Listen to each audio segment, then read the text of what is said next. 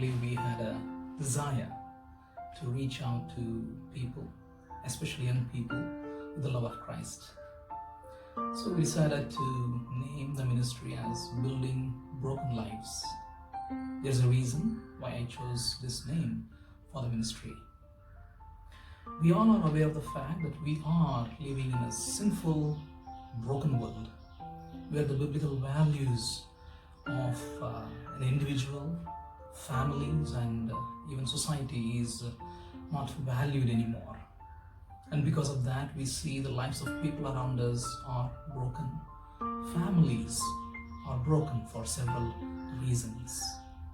This is where I hope and pray that our ministry of God's holy word will bring healing and transformation among the lives of people. The thought of naming our ministry as Building Broken Lives came to me several years back as I was reading from 1 Thessalonians chapter 5, especially verse 11, which emphasizes on building up one another. This is also the scripture verse which I would like to share with you today. Now, 1 Thessalonians chapter 5, verse 11. This is what it says. Wherefore, comfort yourselves together and edify one another, even as also ye do. The Bible tells us very clearly that we should encourage and build up one another with the wonderful truths found in God's holy word. Now, the Greek word for edify is oikodomeo. It literally means build up, to build a house up from the foundation. It also means to restore, to rebuild, or repair. But before we look into verse 11, a little bit of background to the book. 1 Thessalonians is believed to be the first epistle that Apostle Paul wrote out of his 13 letters. And it also contains a significant amount of doctrine about end times, including Christ's second coming and the rapture of the church. In 1 Thessalonians chapter 4 verse 1, Apostle Paul had already exhorted and encouraged the Thessalonian believers to walk so as to please God. He says, just as you actually do walk. Then in the same chapter, verse 10, he encouraged them to love one another. He acknowledged and he says like this, for indeed you do practice it toward all the brethren. So here in verse 11 of chapter 5, when he exhorts them to encourage and build up one another, he adds, even as also ye do. In each case, Paul is trying to motivate us to excel even more in what we are doing in the Lord. My dear friends, we also have room to grow in pleasing God, in loving one another, and encouraging and building up one another.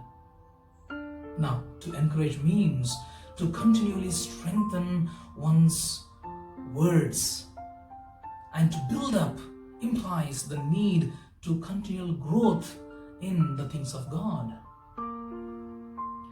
When Paul was writing to the Ephesian church in Ephesians chapter 4 verse 29, Paul uses the idea of building one another. He says, let no corrupt conversation proceed out of your mouth, but that which is good to the use of edifying, that it may minister grace unto the hearers. Now the word corrupt means rotten. Rotten things that hurt people. Apostle Paul says, rather than hurting someone through our words should bring healing and building up the other person according to the need of that moment. If you think, but the other person deserves insulting words, Apostle Paul adds that it may minister grace unto the hearers. Now, grace is an undeserved favor from God. The Bible encourages us that we should not return evil for evil or insult for insult, but rather give a blessing instead. Encouraging one another should be natural for us as Christians.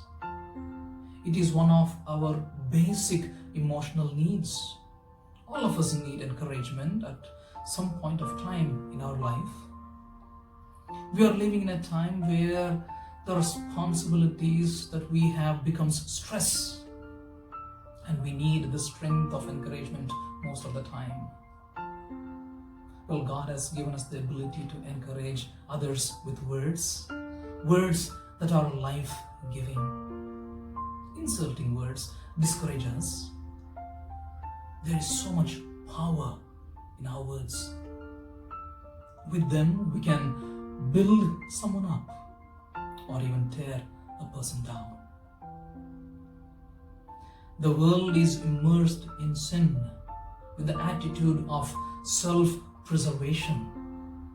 It seems more acceptable to be offensive than to be tender and kind.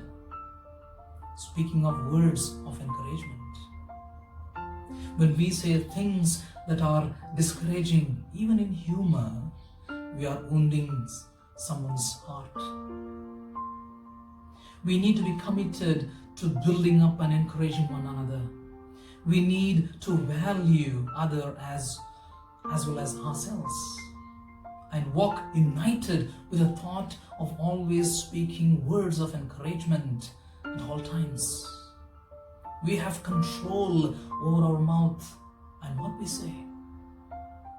We can use our mouth to speak words that humiliate and discourage, or we can restore a broken person with our words and be a bright light of life and love to the world.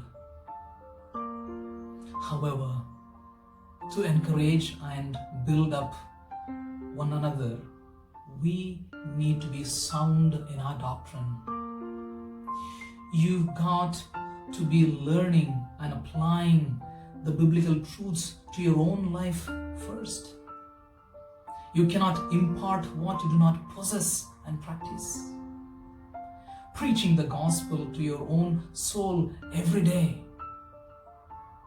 Go deeper into understanding the biblical truths. When you regularly experience the encouragement and hope of your salvation, then you can encourage and build up your brothers and sisters with the glorious truths.